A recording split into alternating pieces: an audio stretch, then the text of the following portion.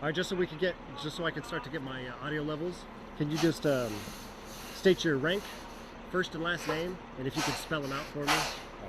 First Lieutenant Panikowski, Panikowski. And first name? Justin, Justin.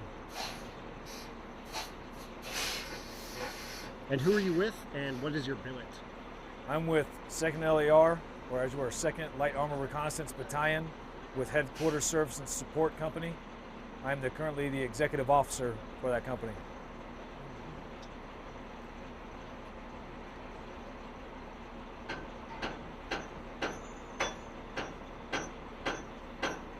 All right. So, what was the exercise that we came out here to California to do? The exercise we came out here for Fort Irwin is deployed for training, and it is to test the Army's 125 regiment that came out of Alaska. And essentially we were the operational forces that went up against them, essentially the bad guys. But we're here to help sharpen them, just the way the Marine Corps sharpens each other when we do training with each other. So it's an inter-service training exercise. This exercise really helped out the Marines themselves in a sense because it allows us to fight against a thinking, breathing enemy, not just against targets. So it's one thing to go out there and shoot against targets. It's another thing to go out and fight another person, a live human being. You don't know what he's thinking, you don't know what he's doing. You have to anticipate just by all your training and assume and make good assumptions on what's going to happen. Absolutely. So this terrain here at Fort Irwin, California is way different than Camp Lejeune, North Carolina. We're used to dealing with set paths, trees. There's only so many places you can go in terms of terrain at Camp Lejeune. Out here it's wide open, but you have to worry about cracks, crevices. You can see for miles and miles, nothing's blocked by tree line. So that's both advantageous for us and it hurts us. The communications aspect works way better over here. There's no trees to block the communications, but it's also very arduous terrain, and doing movements such at nighttime, anything like that sort of thing, terrain could sneak up on you and we could have vehicle mishaps. Thankfully we didn't. The training out here went very well. The Marines performed at an exemplary level. They really brought the fight to the 125, really pressing that unit to really think and give them great problem to solve. We initiated several acts out there that when we give them one problem, we give them two more. And the Marines were just on top of everything. Every time that the enemy moved, the Marines were there to try to present them a new problem to help sharpen them. The importance of LAR, the Light Armored Reconnaissance aspect is, we're the forward tip of the spear in terms of observation of the enemy. We can get out there, we can see things for miles and miles and miles, and we can report movements to higher headquarters to let them know what the enemy is doing.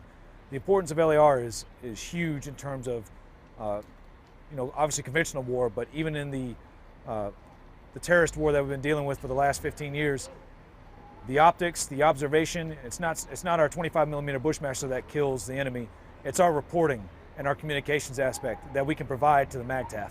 I always enjoy going to the field. I've been in a while.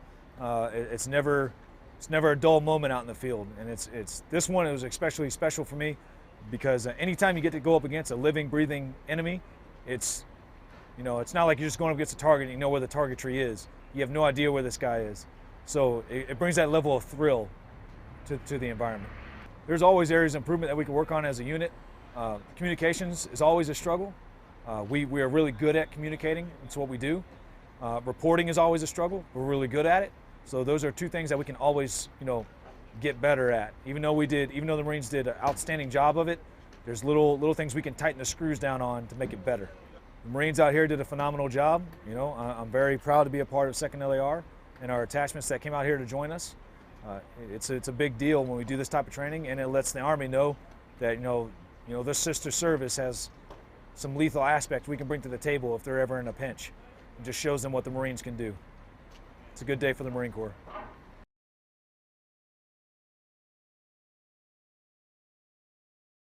During this training evolution, 3rd Platoon Delta Company was providing a reconnaissance forward element to the battalion to provide the eyes and ears, in a lesser sense, to paint a dynamic picture of the battlefield, allow the main body to flex and move and make battle coordination as needed.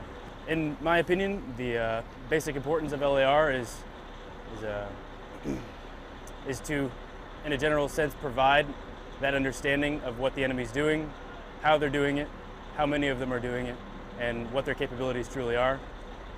We are teamed by that, by the ability to pack a big gun at the same time and take limited offensive capability to the enemy where other people couldn't, while at the same time providing those elements the information that they need to make decisions on a bigger level.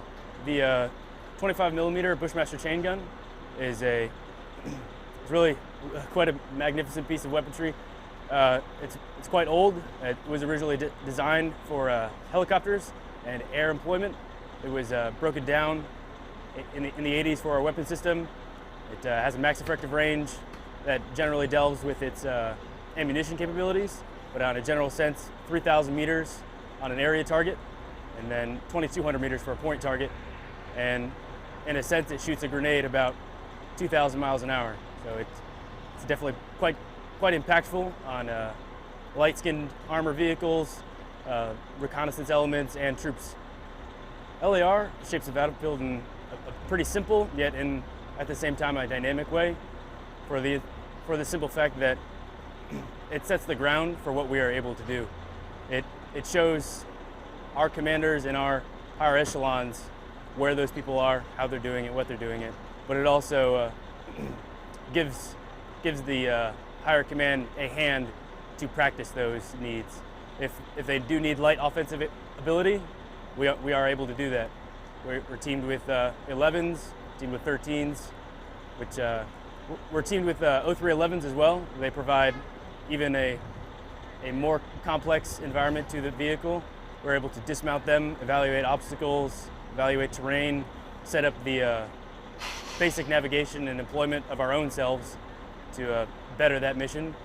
Personally, it was my first experience being with the one vehicle, and typically the one vehicle in a platoon in LAR is responsible for the coordination, logistically and combat power for the platoon. It's comprised of the platoon commander and the one Gulf, which is generally the most senior gunner of the platoon. And it was my first experience being in that billet, in that role, paired with the platoon commander. It was a valuable experience learning how to coordinate with the platoon, how to assess fires, assess the enemy in a higher than NCO level. It was really a assessment of the battlefield from what I was getting it, passing it to my platoon commander, taking it from other vehicles, and then trying to develop a situation on our point to further it to our company. As a whole, I definitely think we definitely receive training value out of it.